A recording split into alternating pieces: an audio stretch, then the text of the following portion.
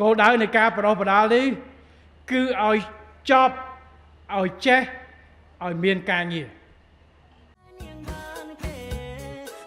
ជំរាបសួរខ្ញុំបាទឈ្មោះសឹមសុភាពជាគ្រូបច្ចេកទេសនៃវិទ្យាស្ថានភូមិបច្ចេកទេសភូមិភាគតេជោសែនសៀមរាបដែលបណ្ដុះបណ្ដាលលើជំនាញការដំឡើងបណ្ដាញអគ្គិសនីក្នុងអគារវគ្គ1.5 លាននាក់រយៈពេលខ្លី4ខែ8ខែនិង10ខែបាទឥឡូវយើងមកដល់សីមាសម្រាប់ដែលបញ្ជាក់ពីចំនួនសរសៃខ្សែដែលត្រូវ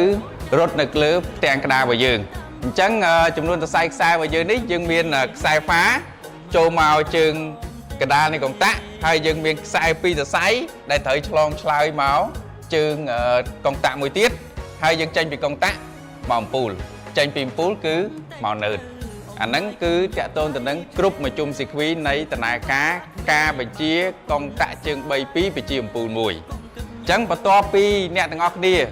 បានយល់តាក់ទងទៅនឹងសីមានេះហើយបន្តមកទៀតគឺអ្នកទាំងអស់គ្នានឹងធ្វើការអនុវត្តតនៅលើផ្ទាំងបតរបស់យើង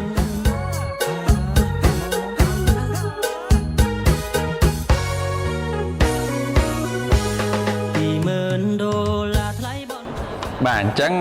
លោកគ្រូបង្ហាញពីសម្ភារៈរបស់យើងដែលត្រូវប្រើប្រាស់ឌីសង់ទ័រ2ប៉ូលនេះគឺឌីសង់ទ័រ2ប៉ូលបាទកុងតាក់ជើង3នេះគឺកុងតាក់ជើង3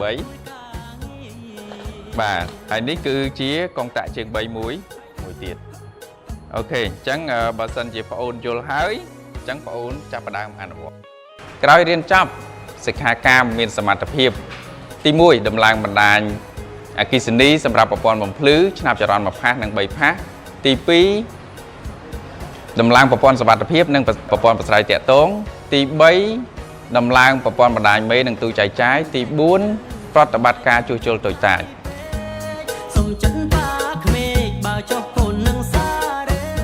ក្រោយរៀនចប់សិក្ខាកាមអាចស្វែងរកការងារធ្វើបាននៅតាមវិស័យឯកជននៅតាមស្ថាប័នរដ្ឋឬអាចបើកអាជីវកម្មផ្ទាល់ខ្លួនឯងបានជម្រាបសួរនាងខ្ញុំឈ្មោះឆាំសុកហេងជាអតីតសិស្សវិទ្យាល័យកំពង់ក្ដីឥឡូវនេះនាងខ្ញុំបានបន្តការសិក្សានៅវិទ្យាស្ថានពហុបច្ចេកទេសភូមិភាគតេជោសែនសៀមរាបនៅមុខជំនាញការដំឡើងបណ្ដាញអគ្គិសនីនៅក្នុងអគារនៅក្នុងវគ្គ C1 1.5 លាននាក់កត្តាដែលជំរុញឲ្យនាងខ្ញុំជ្រើសយកជំនាញនេះមាន2កត្តាទី1គឺចំណង់ចំណូលចិត្តសេចក្តីស្រឡាញ់របស់នាងខ្ញុំផ្ទាល់ឯកត្តាទី2ខ្ញុំចង់លុបបំបាត់ទស្សនៈនៅក្នុងគ្រួសារដែលនិយាយថាមានតែសិស្សប្រុសទេដែលអាចរៀននៅជំនាញនេះបានខណៈពេលដែលនាងខ្ញុំចូលរៀនមានសិស្សស្រីចំនួន3នាក់ហើយពួកយើងក៏បានអនុវត្តដូចជាសិស្សប្រុសដទៃទៀតដែរដូច្នេះលោកគ្រូសូមផ្ដាំផ្ញើទៅយុវជនដែលមិនទាន់មានការងារធ្វើឬយុវជនដែលចង់បានជំនាញច្បាស់លាស់សូមតាក់ទងមកវិទ្យាស្ថានរៀងរាល់ម៉ោងធ្វើការបើសិនបងប្អូនមានបានសមត្ថភាពឬបានងាយរងហានិភ័យបងប្អូននឹងទទួលបានប្រាក់ឧបត្ថម្ភនៅក្នុងមួយខែ 28,000 រៀលចាសសូមអរគុណ